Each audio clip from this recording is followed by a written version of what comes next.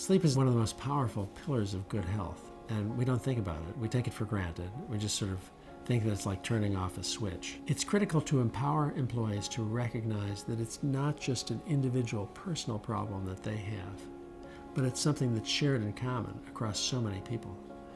Only 1 out of 3 Americans say that they get a sufficient amount of sleep on a regular basis. When your employer says this is important for you to do, we recognize that, it sends a signal to the employees saying, well, first of all, the employer cares about our health.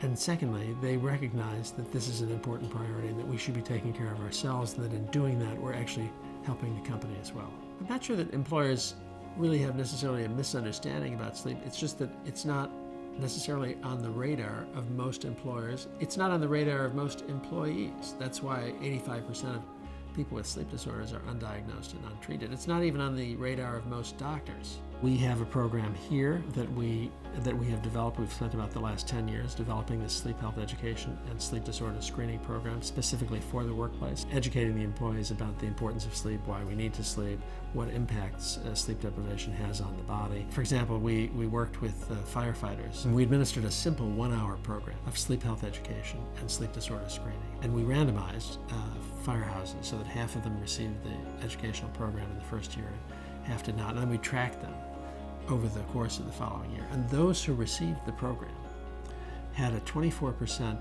lower injury rate over the following year as compared to those who did not receive the program. And they also had a 46% reduction in disability day usage. And one of the things that we think is going to be very important for the future is the notion of providing education and even certification to employees who are responsible, supervisors who are responsible for scheduling employees. Well, sleep is important. It's critical for the brain.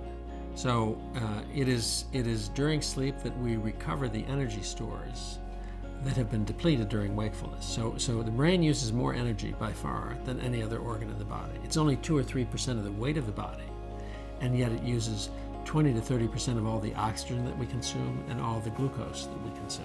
We consolidate memory in the brain. So if you've been learning a task like a new piece on the piano, a new move in basketball, a new turn in swimming, then it's during sleep that you rehearse that at high speed, actually, many times speed during deep slow wave sleep at the beginning of the night. So it's self-defeating to promote other health-related measures without also tackling one of the key pillars of good health, which is getting an adequate amount of sleep. Go to the National Safety Council website at nsc.org/tired-at-work and to put in the numbers of their employees and just to get an idea of what percentage of their employees would be estimated to have sleep apnea, insomnia, what percentage of their employees would be experiencing presenteeism at work, how many lost days of absenteeism are they likely to be suffering associated with sleep deficiency and sleep disorders, and how much can they expect to gain by implementing a sleep health education and sleep disorders program. Employers really have an opportunity to both benefit the bottom line as well as to really reduce the risk of errors, accidents, injuries on the job and at home. And in addition to that, helping their employees to be healthier